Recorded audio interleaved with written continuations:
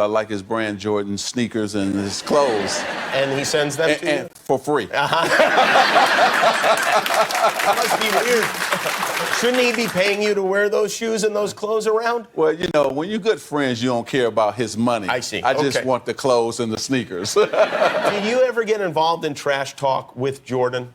Thanks a lot, Jimmy. I just wonder, but because you don't seem like a trash talking kind of guy I'm to not. me. And I never talked trash, but one time in my entire life. With Jordan? With Jordan. Oh, all right. First ever. He's an innovator, a revolutionary player as well. And like I said, I'm older than LeBron. For him to be playing the game for as long as he has, at the level that he has, and continues to this day to play at that super high level at his age, I'm jealous. I'm happy for him. I'm also jealous that he can do that. You know, my career was up and, it took forever to get there and then it was done immediately. LeBron is just like forever, just greatness over such a long... The dam has finally burst.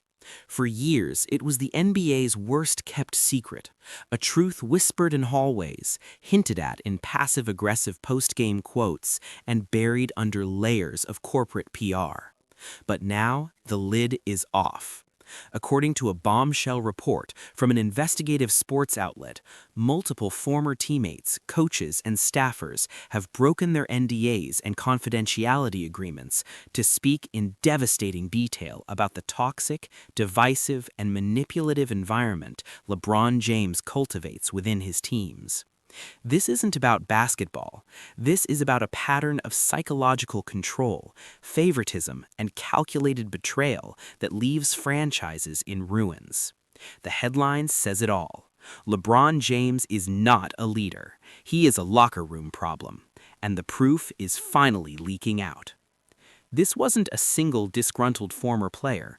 This was a coordinated breach, an act of collective courage born from years of enforced silence. The investigative report is built on the accounts of over a dozen sources spanning all three of LeBron's superteam eras: Miami, Cleveland, and Los Angeles. The leak began with a retired front office executive from the Cleveland Cavaliers during LeBron's second stint.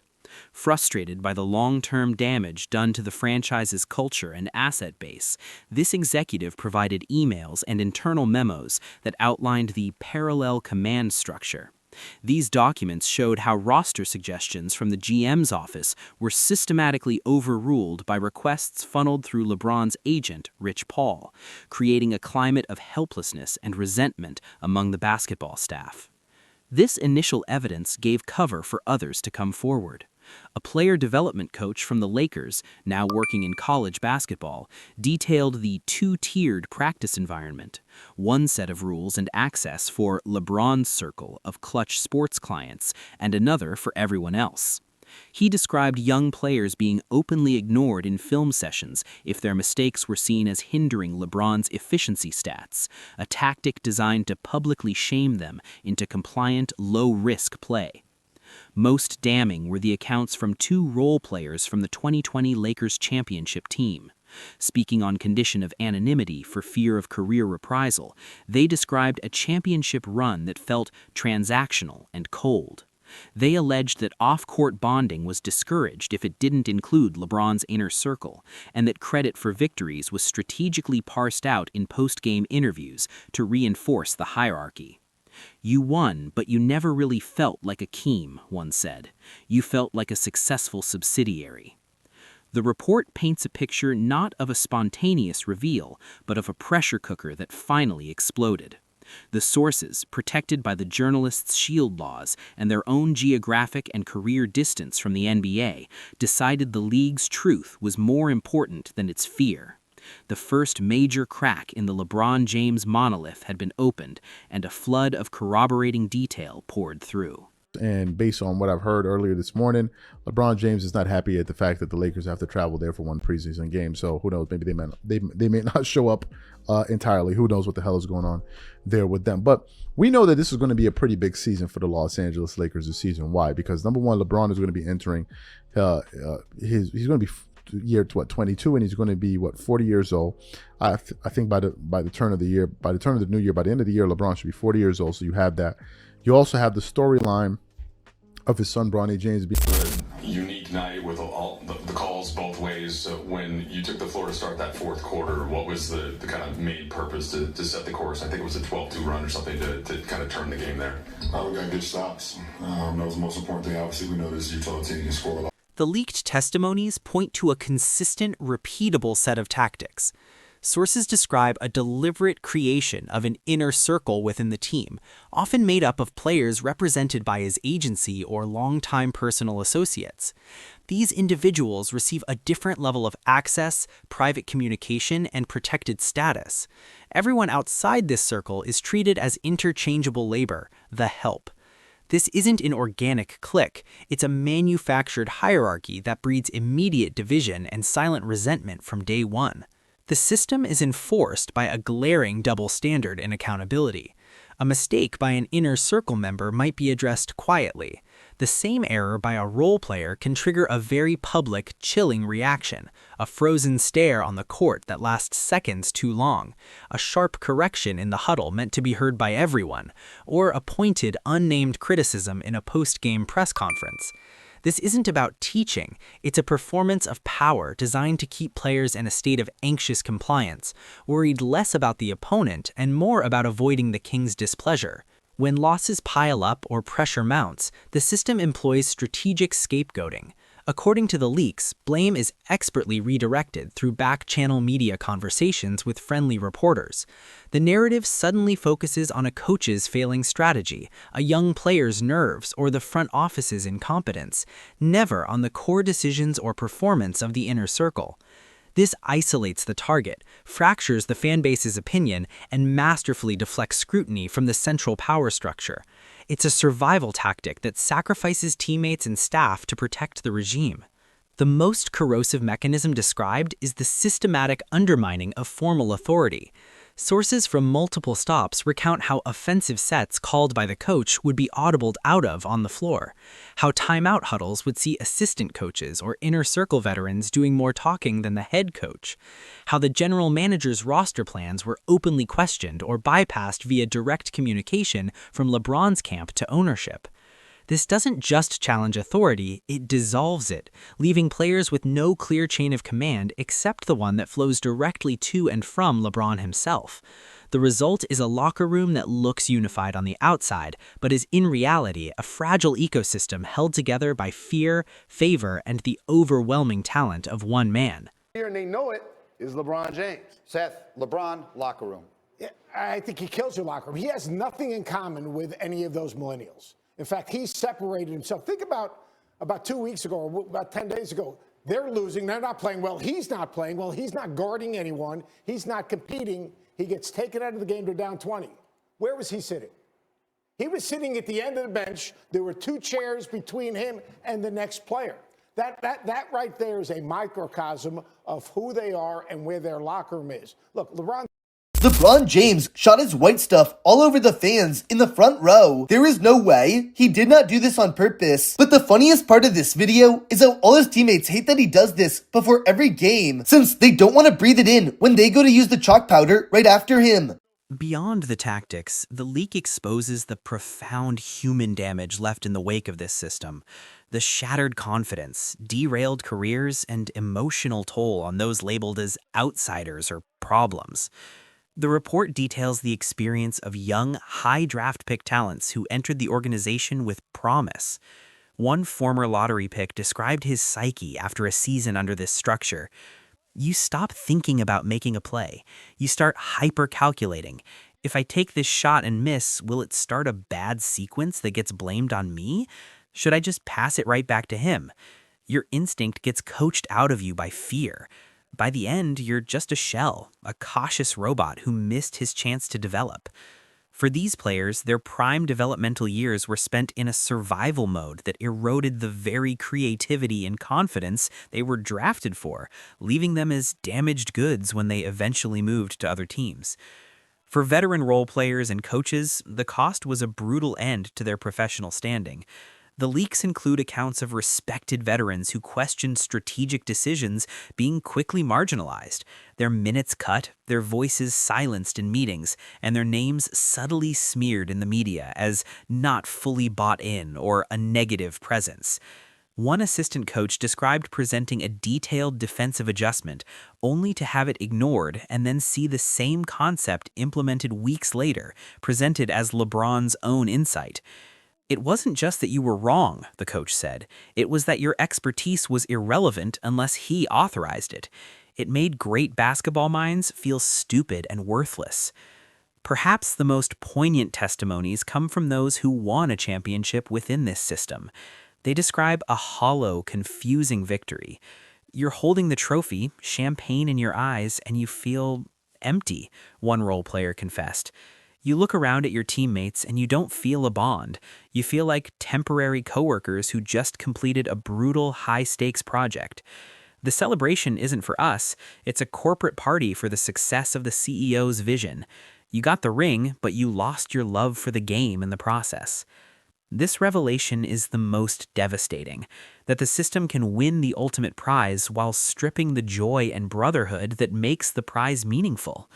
This chapter reveals that the locker room problem isn't just a logistical issue, it's a human one, leaving a trail of psychological scars and compromised careers long after the season ends. It's not a positive LA take. At least, it's not even a positive Laker take. Despite the fact that the Lakers are 17-6, despite the fact that they're currently tied for second in the West, despite the fact that they've got two guys in the top 10 in scoring, including the league leader in scoring, by the dude from the second floor, and it's not even close, Luka Doncic. LeBron James is a lousy teammate. LeBron James did not travel to Minnesota to watch the Lakers without him and Luka, beat the Timberwolves. Well, LeBron James had no problem going to the Dodger game the night before because he's Big Show Bob. The reason LeBron James, according to a lot of people with inside information and just my belief, is not playing basketball right now is because his feelings are hurt. Wah! No one's talking about me like they used to talk about me. I'm not the best player on the team anymore. Wah! I'm not the second best. The leaked report makes a critical, damning point. This system could not exist without full complicity from the highest levels of the franchises involved. The owners, presidents, and general managers are not victims. They are willing architects who made a calculated Faustian bargain, trading their team's long-term soul for short-term glory. The evidence shows a clear pattern of organizational surrender. When LeBron, or his agent, Rich Paul, demanded a specific trade or the firing of a coach, front offices consistently capitulated, even when basketball logic argued against it. Internal emails from a former Cavaliers executive reveal ownership instructing the GM to make it work whatever the cost, prioritizing LeBron's immediate satisfaction over the team's sustainable future. This isn't being held hostage, it's willingly handing over the keys. This dynamic creates a culture of fear and sycophancy that radiates outward. Mid-level executives learn that their career advancement depends not on sound basketball analysis, but on anticipating and serving the needs of the superstar ecosystem. Scouts are told to evaluate players not just on talent, but on their fit within our star's timeline and their representation. The entire basketball operation bends to serve one individual, corrupting its core purpose. The most cynical form of enablement comes from public relations and media manipulation. According to the leaks, franchise communications staff worked in tandem with LeBron's media team to craft a narrative of flawless leadership and total unity. Negative stories were aggressively countered. Reporters who asked tough questions found their access restricted. This coordinated effort created the impenetrable monolithic narrative that kept the truth suppressed for years. The franchise didn't just allow the problem, they actively funded the propaganda machine that hid it. The report concludes that the teams are not passive victims of a tyrannical superstar. They are active co-conspirators. They saw the championship blueprint, a blueprint of control and division, and they signed the contract in blood, sacrificing their culture, their integrity, and their employees' well-being for a chance at a banner.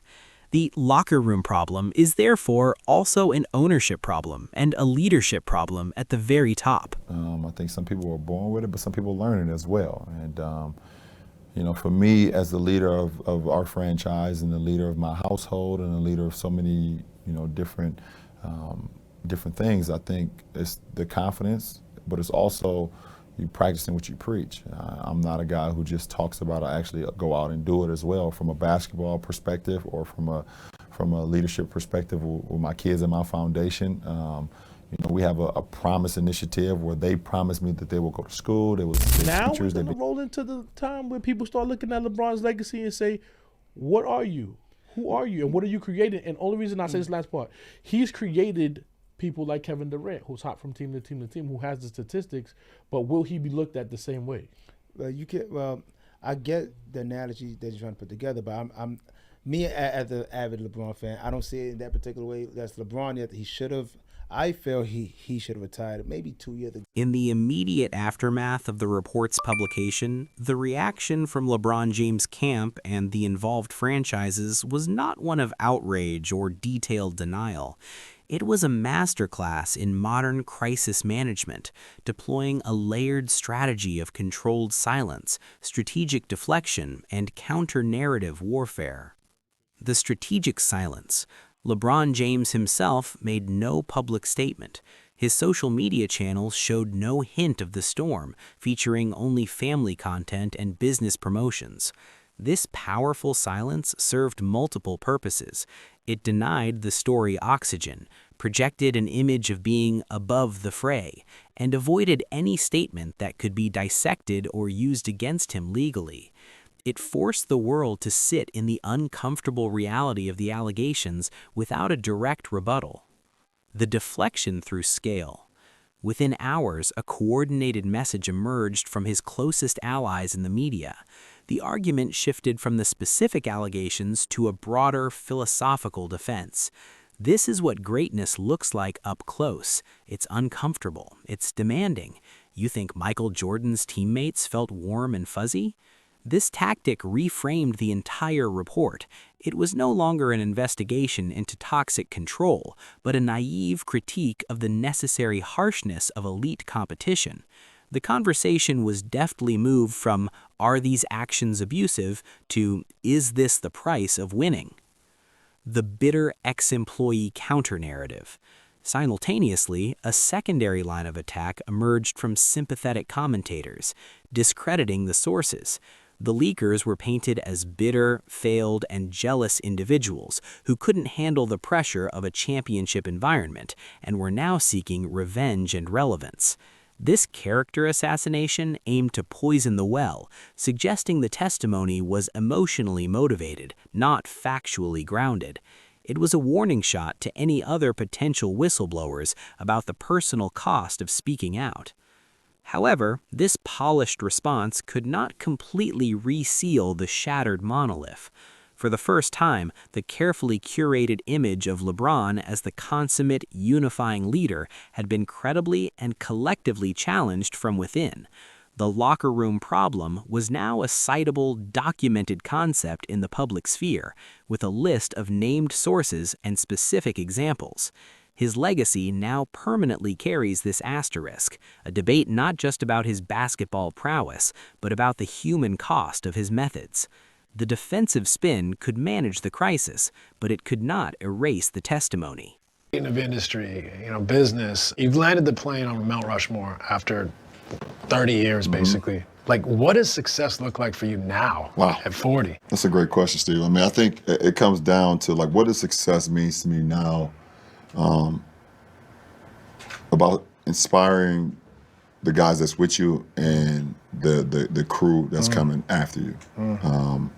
Hoping that what you're doing and the tools and the DNA and The publication of the report has fundamentally altered the landscape. The damage is not in a potential suspension or fine. The NBA has shown no indication of an official investigation. The damage is perceptual, historical, and permanent. An irreversible crack has been carved into the statue of LeBron James's legacy. The most immediate casualty is the myth of the seamless leader. The narrative that he makes everyone better can now be contested with first-hand accounts of him making many around him psychologically worse, anxious, diminished, and distrustful. His leadership will forever be debated through the dual lenses of unparalleled success and alleged human cost. The debate is no longer theoretical, it is evidential. This crack also changes the future business of LeBron James. For franchises, acquiring him is no longer just a basketball decision. It is a conscious decision to accept a documented, high-control corporate culture that may consume their existing structure.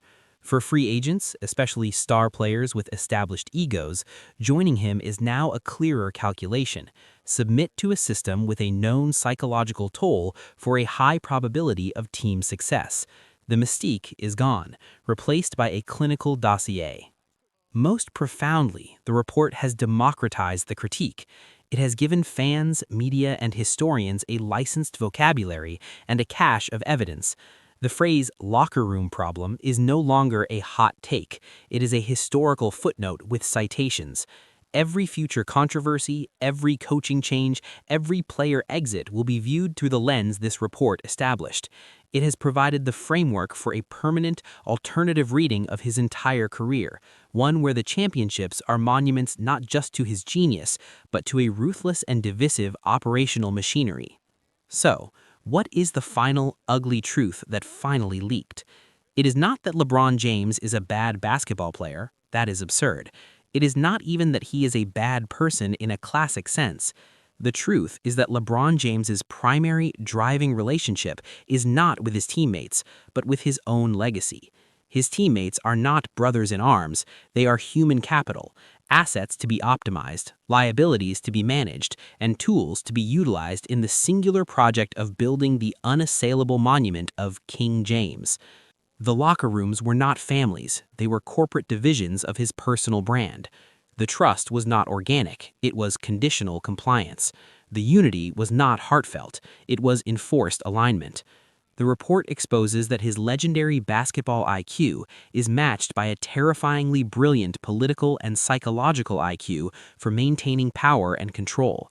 The haunting final question laid bare by the leak is this: in the ruthless calculus of history, will the towering achievements of the monument forever outshine the grim human machinery revealed in its foundation? The world now knows the cost of the crown.